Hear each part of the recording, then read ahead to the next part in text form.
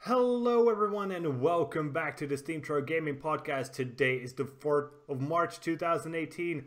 My name is Kralizec. I will be one of your hosts this evening. My second host is Tygergamer. Hello Tiger, how are you doing today? Great, how about you? I'm doing, let's call it sufficiently well. So, let's get straight into the meat of the podcast. Alright. So, let's talk video games. So, Yes. Tiger, tell me, what have you been playing this week? Honestly, I've just been catching up on my backlog of games, so Oh, pretty much so, I've just been playing some Kingdom Come and a little bit of Far Cry 4 in preparation for Far Cry 5. okay, so let's start with Kingdom Come. I don't know if you noticed, but it actually managed to sell over 1 million copies in 2 weeks. That's actually pretty good. That's actually an awesome number because it means they made at Yeah. least $50 million Mm-hmm. in our local currency, because if anybody doesn't know by this point, I come from the same country as Warhorse Studios, the developers of the game. That's over 1 billion crowns, which is our local currency. Wow. And I do know that the development of the game costs somewhere in the lines of 2 to 250 million. So that means Wow, they already made a profit. wow, that's good. Yeah, I'm good on very them pleased because with that. yeah, I would say good on them because the game they did a good job on the game. Yeah. Still needs a little bit polished, but hey, it's still a good game. Yeah, the only thing that's like really bothering me at this point are the facial animations. Oh. They're like a little off all the time. I don't know why. It's like they just don't fit. I don't know. But I guess that's also a really hard thing to do, facial animations. Yeah, And I bet so too. yeah, and for the fact that it is pretty much it's not really their first AAA title, but it is a big AAA title after a long, long time being made by the studio. Yes. Or more specifically, by the people inside the studio. Mm-hmm. And how have you been enjoying it so far? I've been really enjoying it. One of the things I like about the game is like some of the quests that you go on. Like you can either I don't know how far you got into the game yet. Not that far. I've been like busy pretty much this week, and I already got to play 2 games. Yeah. But you can spell it for me. It doesn't matter to me. Okay. Well, there's like one point we like go and investigate a murder. Mm-hmm. You had to talk to a priest. Mm-hmm. And he won't tell you what the victim confessed to him the day before, unless you go to the tavern and have a few drinks with him. Or you could choose to beat him and get the information from him that way. Mm-hmm. I chose to go to the tavern and get drunk with the guy. Okay. So you went the drunk card way of life. Yep. And honestly, what followed was freaking hilarious. So when it comes to Kingdom Come, I gotta say, I've been surprised how many non-gamers have been speaking with me about the game. Huh. So, but that's obviously a really specific thing here to the Czech Republic, because there has been a lot of press about the game, because it is actually so successful. It like has been mentioned in some of the biggest media houses here in the Czech Republic. And just to give you an example, so today I had a meeting with one of my English students. It's not important, she just wanted some help with her CV. And we, after we done all the work, we were just chatting because we had like 15 minutes of free time. And she actually asked me, so I've been thinking about improving my English, and I actually thought of trying playing games. And I heard of this big Czech game, and I wonder whether it's a good game to like go and learn English. And I was really sad, but I had to tell her that this is probably not a good choice for her, as she isn't a gamer. She doesn't really play games. Because I don't think Kingdom Come is good for people who are starting with games. Yeah, same here. I was like, yeah, the game is actually nice, and these are the reasons why it's good, but maybe you should try something a bit more. Well, I don't think the word casual here really applies, but maybe I would actually say easy at this point. Something easier, you know, something that if you don't know how video game logic works, you will get quickly lost in the game. Yeah. And it actually made me sad because, you know, I love introducing new people to gaming, and, well, it would actually be nice if we had a AAA game from Czech Republic that would be recommendable to people who want to start with gaming. Yeah. Also, my dad, for some reason, talked with me about Kingdom Come. You serious? No, he was like, yeah, wow. So I heard about this Czech game. And he's not like a gamer per se, but he does like to play games occasionally. But usually it's like little shitty, almost like browser games from the old times. But it's like, you know, I finished my work for today. I'm just going to lie in bed and play. I know he was playing a lot of like skiing simulators. But there was one game he got really into, and that was Trackmania. Huh. And we actually used to play against each other, and he was always pissed that I beat him. But it was like years ago. It was like maybe even when I was still in like middle school, or maybe like junior high. It was like the first version of Trackmania, you know? It was like Trackmania Nations or something like that. And at that time, that was the time when I was actually a pro gamer. At that point, I was like the 12th best when it came to the tech sort of tracks in Trackmania in the world. But man, that was a long time ago. And I actually used to go by a different nickname at that point. I had like 50, maybe 60 world records on tracks, etc. And he was like, how are you beating me? It's like, well, I play like 4 or 5 hours a day. You play like 20 minutes a day. And I'm actually glad I got out of that pro scene. It takes too much out of your life. Seriously, you spend so much time gaming, and it's not even fun at that point. You're like, I remember I was like, let's say in Trackmania, you were practicing a track that had 30 seconds in total, you know, to start to finish, and you were trying to shave off 1,000th of a second. And if you did that, that was a success. That was a huge success. It was almost like speedrunning, and just absurd to a degree. Wow. Well, what were we talking about? Oh, Kingdom Come. It was a slight off topic, sorry. Hey, it still involved games, so. Yeah. So I myself got to play only 2 games this week. One of them was Apocalypsis, the game I mentioned in last week's recommendations.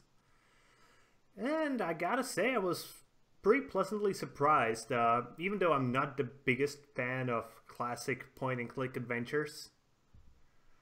This one was actually fine. The puzzles, you know, it didn't take you half an hour to beat one screen. It took you usually like 5 minutes, so you almost felt like you were progressing. Okay. The puzzles were reasonable. You know the term moon logic, right? Yes. So I'm very glad to report it doesn't use moon logic, because I never can get along with moon logic. And the art style is freaking amazing. It's obviously not an art style everybody will appreciate. It's sort of in the style of 15th century engravings. but it does look very amazing and very creepy. Like, there was a dog, and if I saw a drawing and somebody asked me, like, what is this? I would say, yeah, that's like a monster. No, that's a dog. And there was this bird with like 8 heads that was eating a whale carcass. There were just like a snake that you had to. That was actually one of my favorite puzzles. There was like a snake that had his teeth numbered, and there was a clock. And based on the clock, you had to figure out in which order to push his teeth, so you could get into the mouth for the key. And I gotta say, it was pretty amazing. But the thing I think I enjoyed most was the narrator's voice. So they found, I don't remember his name. Let me quickly open Steam and find his name. So there's a band in Poland, like a metal band. And so this guy's name is Behemoth Nurgle. Doesn't that name tell you everything? What can you expect from that voice? Behemoth Nurgle. And he had this like really dark, heavy voice, just narrating the story, and that was freaking amazing, and I loved that. That was literally the best part for me about the game.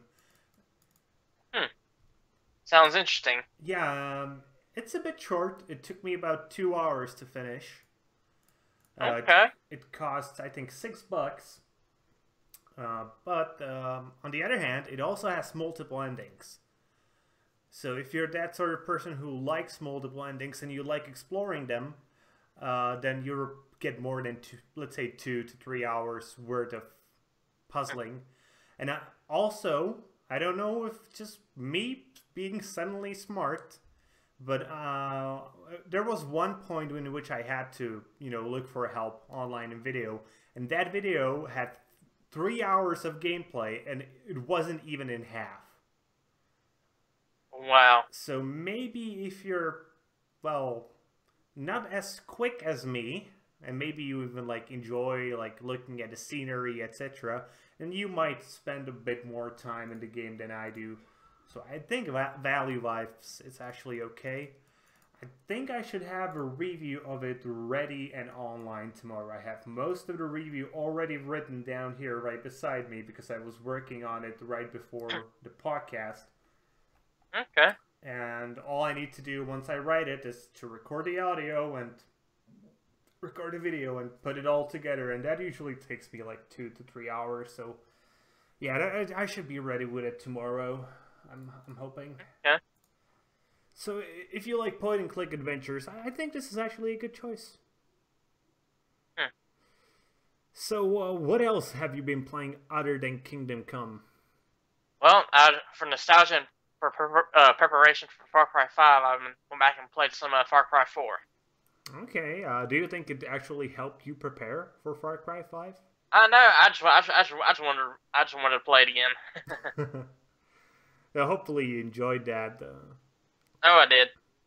That's good. Far Cry games, at this point, I'm getting a little bit sick of them, to be honest.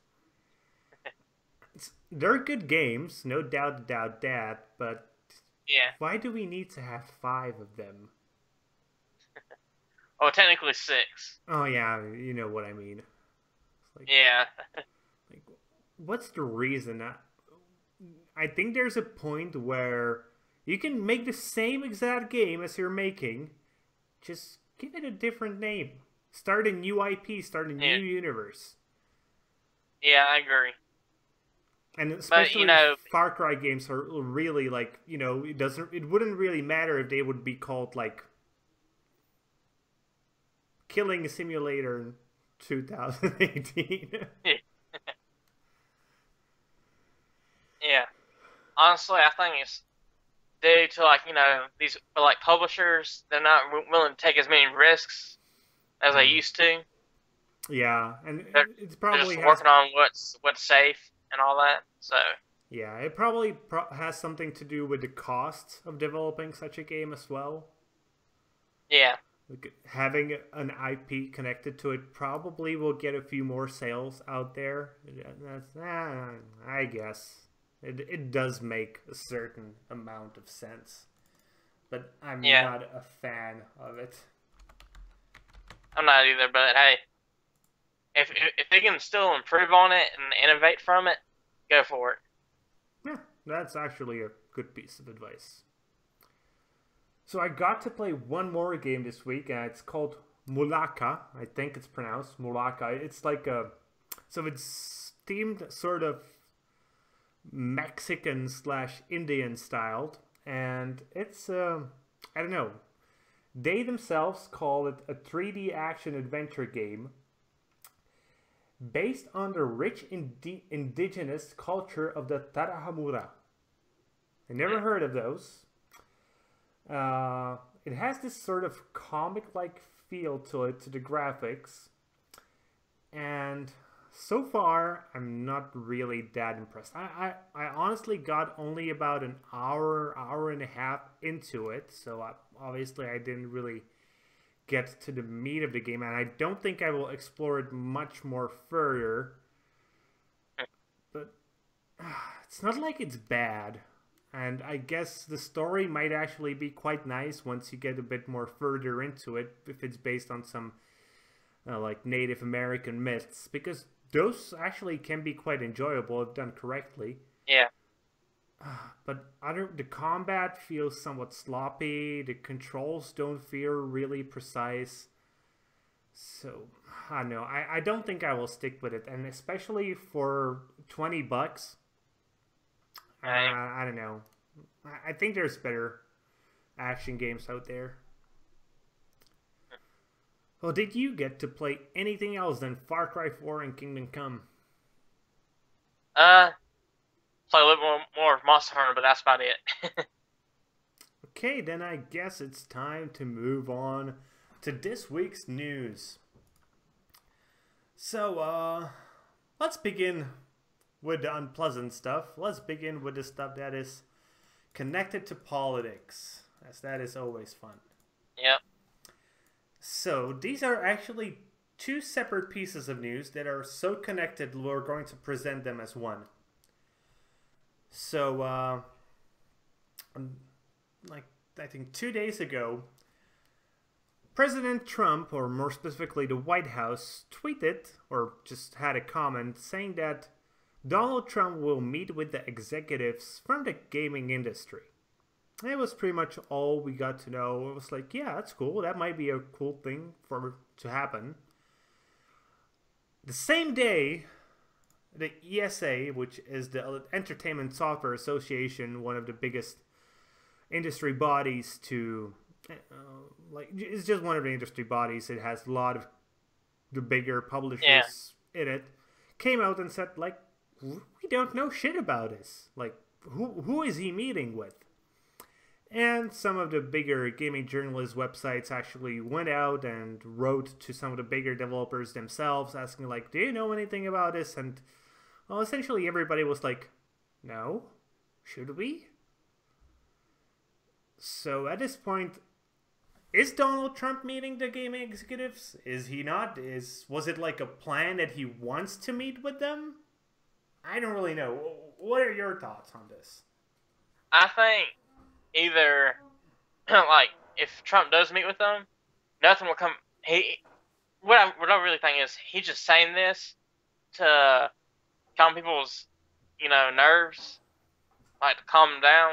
Because we recently had a shooting over here in the U.S. Yeah. And he wants to try and reassure the citizens by saying that he wants to meet with the executives of the industry. So you don't think this was actually a thing that was going to happen?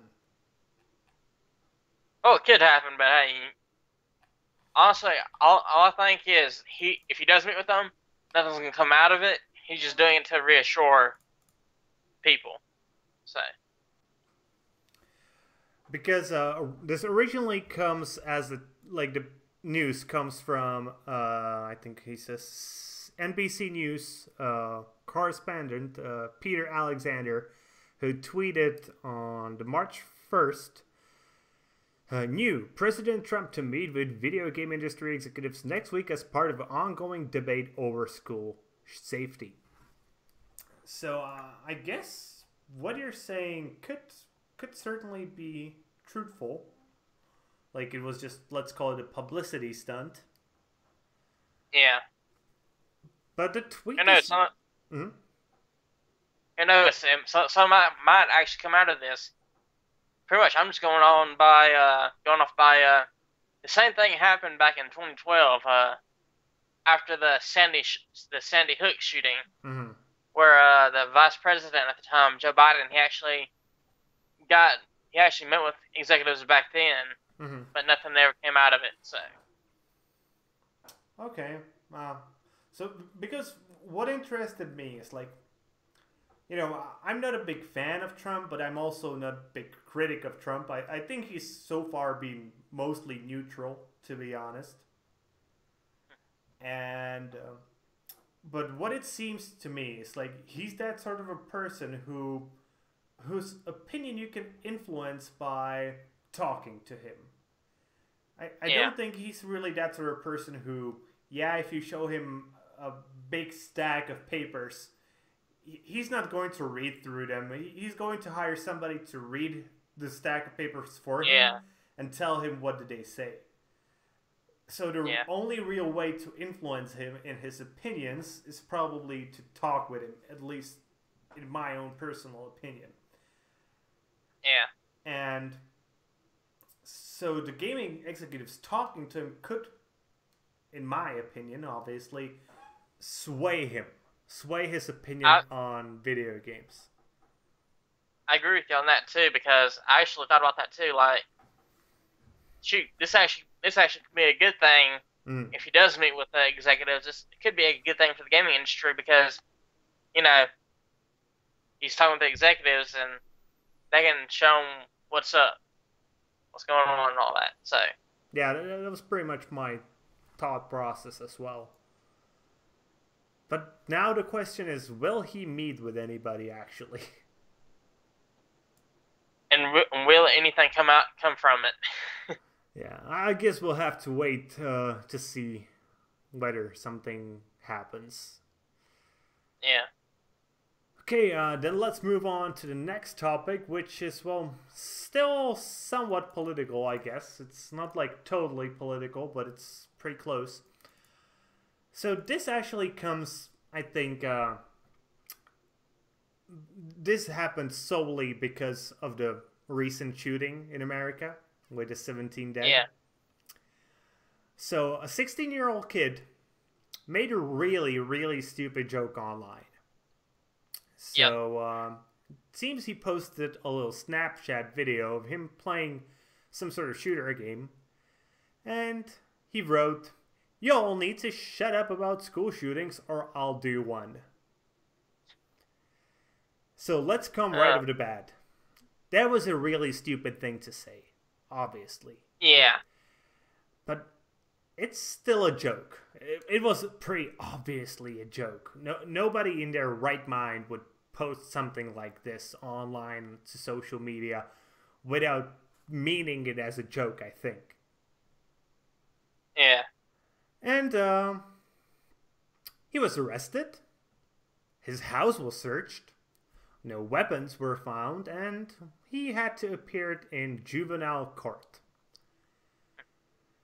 Obviously, his defense was, well, it was just a fucking joke. What else would his defense be? It almost, like, isn't this super obvious that this is a joke? I'm just baffled.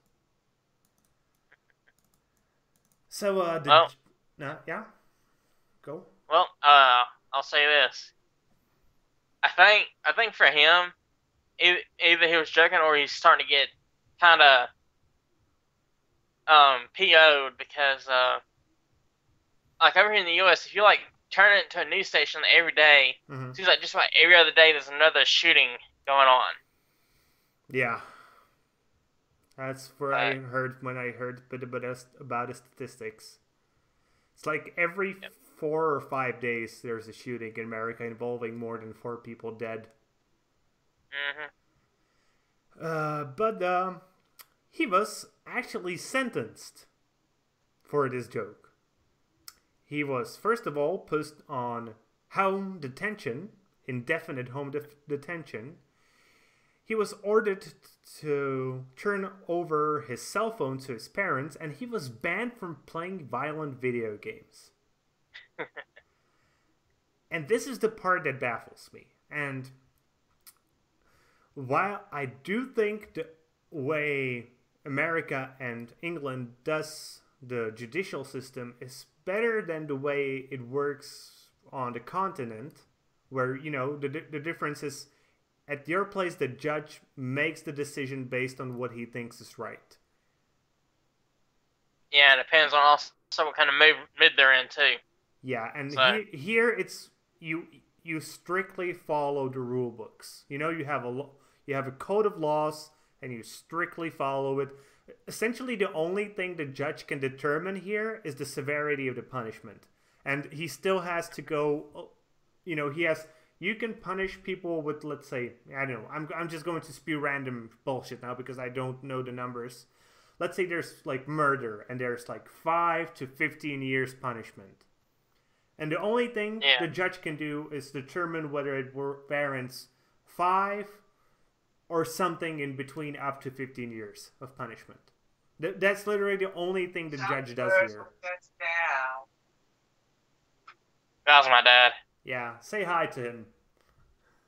Jake says hi. And but Doing a podcast. Hello, podcast. Brought to you live from Tyler's recording studio in Malacca. We are live with Jacob. Okay. Jake the Snake. I'm a chick. For some reason, your dad sounds high. He doesn't smoke though. He doesn't smoke. He doesn't smoke weed, so. Oh, okay. Then it's opiates. He just woke up, so. Yeah, he's in a good mood. I can understand that. But let's get back to the court ruling, the thing on the court. So, I think if he tweeted the same or Snapchatted the same exact thing 2 weeks earlier, I think nothing would have happened. He wouldn't have been punished in any way at all. And that's the thing I don't like about your judicial system. Like, it's way too situational. Yeah, I agree. But do you think this was a fair sentence? Honestly, no, I do not.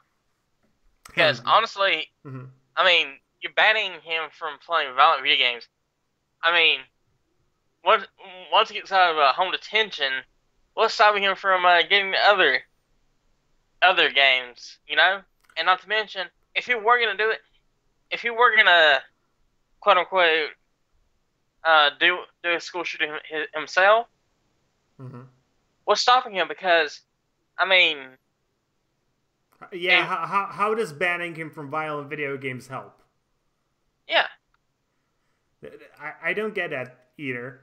On top of that, there's the massive amount of evidence suggesting there's no real causality between violent video games and mass shootings. Yeah. And I don't know, it's just... I think my biggest problem with this is the fact that I think him making a joke should fall under free speech in America. Yeah. And I don't think him making a bad joke, and I agree the joke was bad and in poor taste, I don't think it should warrant to be punished in any sort of way. No, let me rephrase that. To be punished by the official system. Obviously, he could be punished by his peers saying, "You're an idiot," and not talking with him, and I would be totally fine with that. But him being punished by a court just seems way too much for me. And it seems somewhat Orwellian. Yeah. Yeah. Honestly, Mm-hmm. like if honestly think that, especially here in the U.S., there's a lot more socialist slash communist mentality going around. Like more people have that kind of mentality these days. Sadly, yeah. And Do, yeah, I do you agree. think it's Kind because of that? I think partially, and not to mention how people are wanting gun control and all that in the U.S. Hmm. Yeah, but let's not go on to gun control because that's a Yeah, topic that's just way too big, and I don't think either of us is sufficiently educated on the matter to actually have a serious discussion on it. uh, yeah, I agree. But Let's. I'm I'm my Mhm. own personal opinion on it, so but I'll just leave it at that. I think everybody has their own personal opinion on it. The bigger question is, does the opinion make sense in like the context of so many Mm. fucking things? It's not like something you can easily make a comment about and the comment make freaking sense. Okay, let's move Yeah, on to something a yeah, bit more fun. So, a Skyrim artist came out and said that he designed the giants in the game after his father. I actually have an image with both the father and the giant in a single picture. You can right now see it on the screen, and does that look? That looks a lot like his dad, and it's yeah, it hilarious. does. Obviously, the features are somewhat done in another way. The father obviously doesn't have pointy ears, I think, and he probably isn't like 4 meters tall. But I know I still find it completely hilarious. Yeah, yeah, it is. Uh, so, how much do you think it actually does look like his dad? Pretty, almost pretty close to his dad. Yeah, respect where respect is due. He actually made a good job of representing his father. Yeah, I agree. The fun thing is the guy named Jonah Loeb actually asked the fans to retweet the tweet if they had killed his dad in the game. I have. Yeah, I don't. I think everybody has. After encountering them for the first time and being part of the Skyrim space program, then everybody wanted some revenge. yeah. So that was a little bit of a fun intermezzo. Let's go back to some actually serious topics. So let's talk loot boxes. Yay again. So ESRB, the ratings board, has decided to address the issue of loot boxes by adding a label that will read in-game purchases. So I'll let you take this one first, but because I think I have a pretty big opinion on this one, and I don't want to hog the screen time. Honestly, I would say good on them for putting in effort, but honestly, this is not like just having like a little label that says on the in-app purchases on the back of the box. Mm-hmm. Does not help anything. So my own personal bigger issue with this, and I'll let you comment on it, is it does include all in-game purchases. It's not specifically targeted towards loot boxes. Yeah, that too.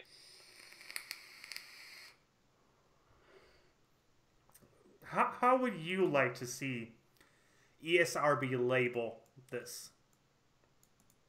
Honestly, I would like to see like if your game has loot boxes, specifically say it has loot boxes in it. If your game just has like a marketplace where you can go and buy items, I'd like a online marketplace label or something like that. You know, something different for each one, so you know what kind of game you're actually getting into. I think the second one where you're actually buying directly items, I think there the in-game purchases would be fine. You know, though I would appreciate if the label was on the front of the box somewhere. Yeah. But it just doesn't seem enough. No. And especially since we know this isn't really a problem when it comes to adults. This is a problem when it comes to minors. You know, loot boxes. Yes, adults can get addicted as well. But minors, they're just not there mentally. Yeah. And I do understand that ESRB's role is just to be an advisory tool for people to decide what games to buy, and they cannot do anything like, you know, ban loot boxes or say, I don't know, you can only use these types of loot boxes, etc. So it's fine that they want to introduce a label. That's actually a good thing. But the way they're doing it just seems, as I said, it doesn't seem enough. No, it does not. The one thing that should be mentioned, ESRB tried to make clear that this is only their first step when it comes to the loot box controversy. So maybe in the future we will see something more. I really hope we will. Because it is actually pretty important to see something bigger to solve the problem. And let's move on to the next news, and it is still connected to loot boxes. And this one is actually, I think, more interesting. So, GDC is going to come pretty soon. And one of the panels is going to be called Censorship Strikes Back. And it is hosted by the International Game Developers Association. And it essentially described loot boxes as a form of censorship. So before we go into discussion, I have a little bit of a quote I would like to read to our viewers. So let me quickly switch that quote on screen. And let me read it. Global gains against game censorship are suddenly at risk from a combination of actions against our industry. With the World Health Organization classifying gaming disorder as a mental health condition and burgeoning legislation around the world against loot boxes, a handful of government officials again wield outsized power over our creative and business decisions. Additionally, augmented reality faces bans in parks, military bases, churches around the world, and a total ban in China. What are developers to do? Join us for a discussion on how we can protect our rights. Of the panel itself. I think before we go on to the loot boxes, let's discuss the two other things mentioned. So there is the gaming disorder that we talked about, I think it was like a month ago, something like that. Yeah. And if I remember correctly, our stance on it was like, yeah, okay, it's a nice thing, so we can get some treatment for it. But I can understand their concerns because, well, the gaming disorder, as it is, it's essentially a form of addiction. And addiction is already pretty well classified inside, you know, like health textbooks and psychology textbooks. And I can see their point of saying, yeah, gaming disorder is not really needed here. We can just call it addiction. So what do you think there? Do you think they're, well, not liking that is fair? You know, yeah, in some way, yeah, I agree. But also, like in terms of loot boxes, I would say that right there, like loot boxes, that's a form of censorship as well, because you're censoring content for people actually seeing what they're getting from the boxes. I wouldn't call that censorship, because at least in my head, censorship is not allowing people to talk or, you know, spread their ideas. It's not like, I wouldn't call that censorship itself, but I also wouldn't call regulating them censorship. Yeah. Because again, you're not being told that, oh, you cannot put, I don't know, a giant ass figure of Nazi Hitler in your game. You're being told you can put it in your game, but if you want people to be able to buy it, they should be able to buy it directly, not by a random chance. Yeah. If anything, I would call it... It just seems like a normal business regulation, the same way we regulate who can go into a casino or what sort of chemicals can go onto crops. And nobody calls that censorship. So... Yeah, true. And then there's the third portion of their discussion, and that's about augmented reality being banned in certain places like parks, military bases, churches, and a total ban in China. So let's start with China. I would say that China is its own place, and yes, it is being censored. There's tons of censorship in China. Yes. But sadly, we cannot really do anything about it. Yep. And then there's the other stuff. Then there's parks, military bases, and churches banning augmented reality. Would you consider that censorship?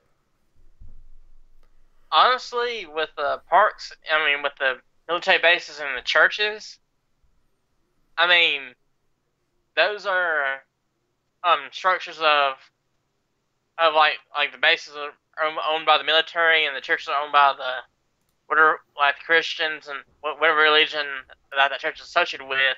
Mm-hmm. So they might not want people playing Pokemon Go in the military base or church because it might be disturbing or it's dangerous. So with that, I can see. Mm-hmm. So you can see that it is. So you say that military bases and churches are not censorship when they're not allowing AR on their premises. And with that, I would agree. Yeah. But then there are the parks. Yeah. If I remember correctly, this is mainly... There were a few cities that said we do not want AR in our parks.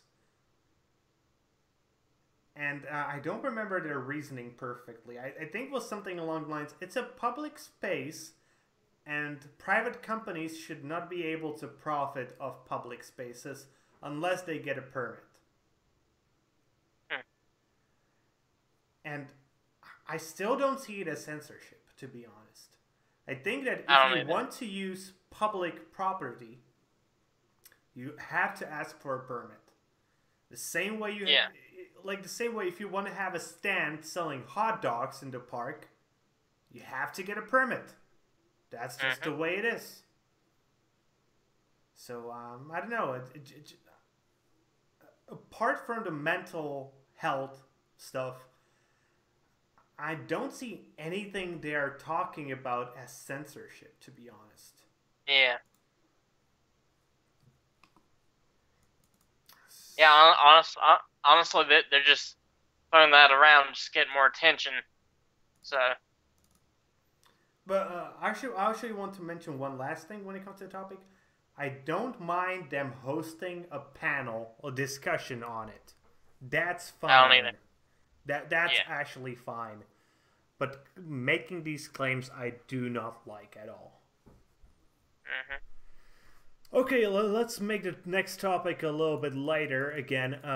So I don't know if you saw this, but an NBA player from the Lakers named Josh Hart, who I think he's a guard or something like. I'm not big on basketball, to be honest. So he is wearing Fortnite-inspired sneakers. So I actually have a picture of these, so let me put them on screen. And I think they're actually pretty cool. Did you see them? Yes, I did. They look pretty cool too. Yeah. It's not like a big topic. It's just something to lighten the mood after, there was some heavy news. Yeah, this is just cool. And I really love that gaming is getting more and more into the mainstream culture. Yeah. On a similar note, there was, I think, you know Roseanne, right? Yeah. So Roseanne, she claimed she has 20 wins in Fortnite. So, you know, it's really getting into like the mainstream culture, and even celebrities are coming out. Yeah, I love video games. Video games are awesome.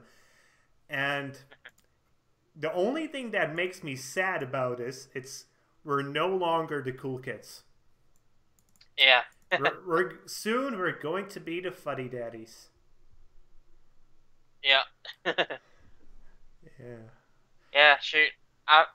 I remember back like in the early 2000s, like not that many people were like open saying that they play games. Yeah, there was just like a few guys that were. It was like a clique in a school. Like Yeah.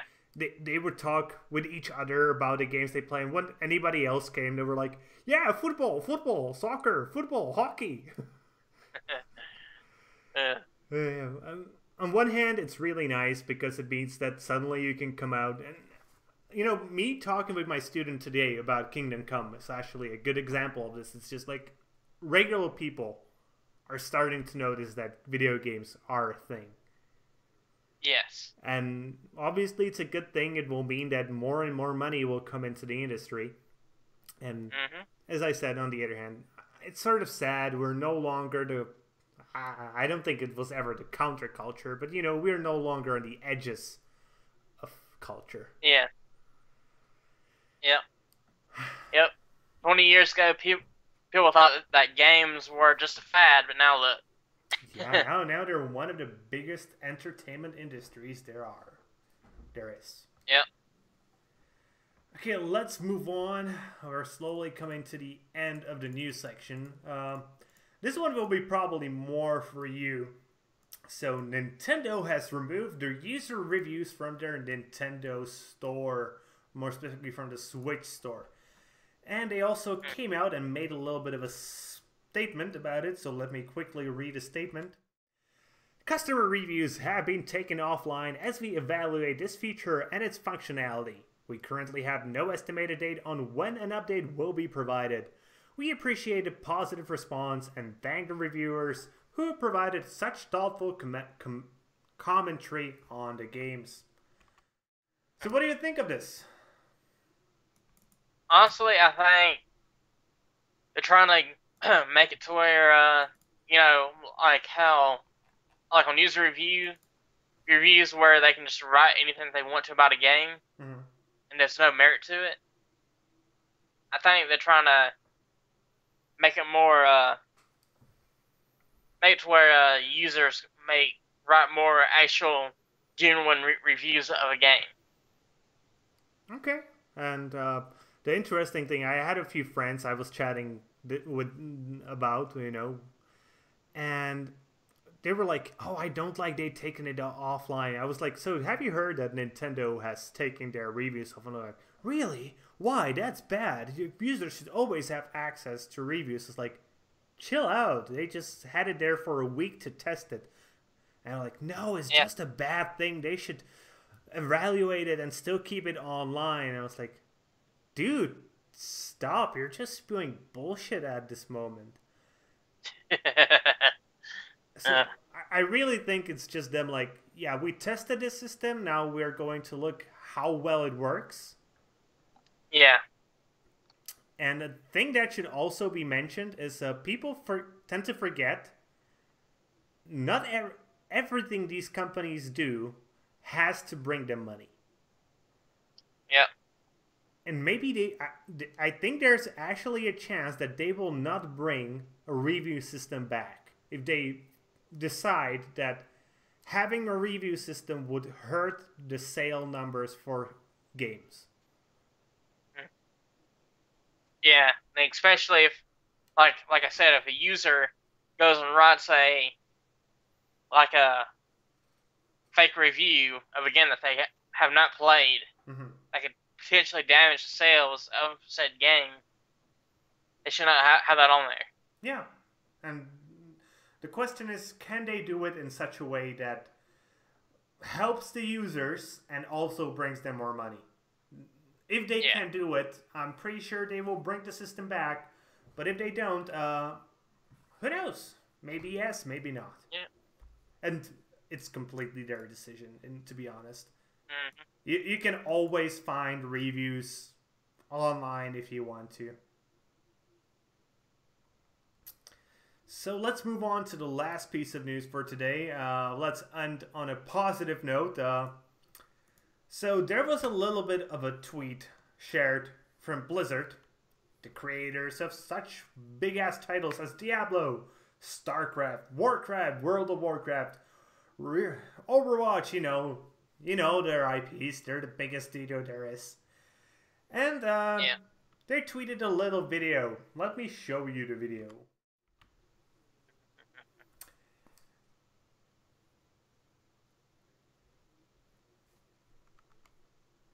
Yeah, that's it. It's just a little nightlight. That is Diablo themed. And because it was being switched on and off, some fans was like, oh fuck, the Diablo is coming to the Switch! And I was just watching this unfold, and I was thinking to myself, guys, it's just a fucking nightlight. It's cool, yes, but it's just a fucking nightlight. So Diablo, not Diablo. It would be cool if Diablo himself would come out. Oh, maybe not that cool. It would be probably hard to kill him. Blizzard Entertainment came out and said, we can assure you that we are not that clever. Obviously, it was just a fucking video of a cool nightlight. Yeah, but I will say this though. Mm-hmm. Possibly they could be releasing a Diablo 3 on the Switch because the game released back in 2012, so yeah, it could probably. Chances are, have to wait and see. Yeah, I wouldn't mind it coming to the Switch, but essentially their public relations guy came out after being asked whether Diablo 3 will ever come to the Switch. They said, possibly. We have nothing to announce. And when Blizzard says that, it essentially means we cannot tell you anything, or they haven't decided yet. Because when they actually decide, they usually come out pretty early on and say, yeah, we have this. And then they add their soon trademark. Yeah. Which is actually an awesome piece of text. So let me actually read what Blizzard's soon means. Soon, copyright Blizzard Entertainment. Soon does not imply any particular date, time, decade, century, or millennia in the past, present, and certainly not the future. Soon shall make no contract or warranty between Blizzard Entertainment and the end user. Soon will arrive Sunday. Blizzard does not guarantee that soon will be here before the end of time. Maybe. Do not make plans based on soon, as Blizzard will not be liable for any misused use or even casual glancing at soon. And since they even usually when they have these things, they just somebody asks them, so will this come out? They usually answer just like a tweet that says soon. And this is what it means. They didn't come out even with this, so I'm just going to assume they really don't have any plans at this moment. Maybe they were discussing it in the background, it would be cool to bring Diablo to the Switch. But who knows? Yeah, who knows? Okay, so that's it for the news today, unless you've got something you would like to add. No, you pretty much covered all the big stuff that happened this past week, so... I try. So let's move on to the last section of this podcast and do video game recommendations. So I'll start with a game called Chuchel. I'm pretty sure that people will butcher this game's name and call it Chuchel. But it is actually Chuchel. I'm Czech. It's a Czech game. It's called Chuchel. Believe me on this one. It's a game from the creators of games such as Machinarium, Botanicula, or Samorost. And It's just a little casual adventure game with amazing graphics, and it does look really amazing. It's coming out on March 7th. I will 100% be reviewing this. Nothing can stop me from doing this, apart from being dead. And I'm really looking forward to it. I really love Amanita Designs games. I especially love Samorost. I don't know, did you ever play any of their games? I played, what was it, Machinarium? Yeah. I played that. So, it's sort of in that style. It's an adventure game, you know. Yeah. So, what about you? Do you have something to recommend for next week? As far as I know, the only interesting game I could find was Scribblenauts Showdown, which is pretty much like a Scribblenauts, but where you compete against your friends. So, seems pretty interesting, but that's all I have to recommend. Which one should it be? There are like so many Scribblenauts games. Scribblenauts Showdown.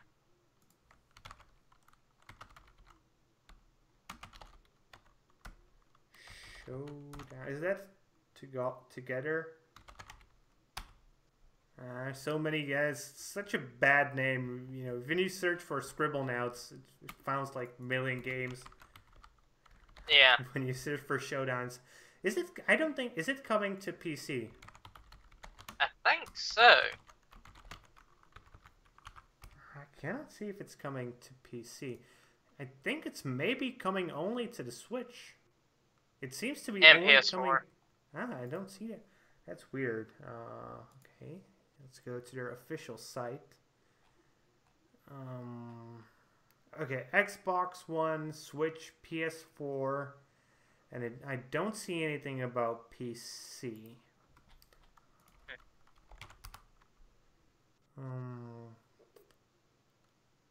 Okay, I know I can. Yeah, it is coming to the PC, but only because it's coming to Xbox, and everything that's coming to Xbox right now is coming to PC as well. Yeah. So that makes sense. That's why it's not mentioned there. So I got actually two more games to recommend. One of them is called Rack Exoverse, which is coming out on the 6th into early access, and it's sort of a combination of two genres I really enjoy: tower defense and a first-person shooter. And it actually looks pretty decent. I know these two genres sometimes blend really well, and sometimes they just don't blend at all. I think my favorite implementation of this genre is Orcs Must Die. Yeah. Do you got anything else than Scribblenauts? No, I do not. Then I have one more, which is also coming out, but this to early access, and that is Darwin Project. I already talked about this, I think it was like 2 podcasts ago, when there was an open beta available, and it's another Battle Royale game, but this one is much slower. It's only 10 players in an arena. But it has an interesting feature of having one person play as the director who can influence the game. You can make somebody's chance of winning the game better. You can give them boosts. You can destroy zones. You can nuke a whole zone. So actually, I think it has interesting mechanics. It's from Scavenger Studios, and it's coming out on March 9th. Okay. And that's all I got to recommend for this week. Do you have anything else? No, I do not. Then I guess it's time to slowly bring the show to an end. Do you want to begin shilling, or shall I? I'll go first. You can find me on YouTube as Tygergamer, and on Steam at Tygergamer. And you can find me as Kralizec Gaming on YouTube and as Kralizec on Steam. Both our names are easily available right under our pictures. With that being said, we hope you enjoyed today's video. If you did, please consider giving us a like here on YouTube and subscribing to this channel. Also, be sure to upvote our post on Steemit and follow the blog there. Be sure to leave some comments. There was plenty of topics you could comment on. And be sure to tune in tomorrow for more gaming news, as we have a daily show bringing you the news from the gaming industry. Be sure to also check out our own personal blogs, both on Steemit and on YouTube. And that's pretty much it. So see you guys later with more gaming content. Yeah, have a good one.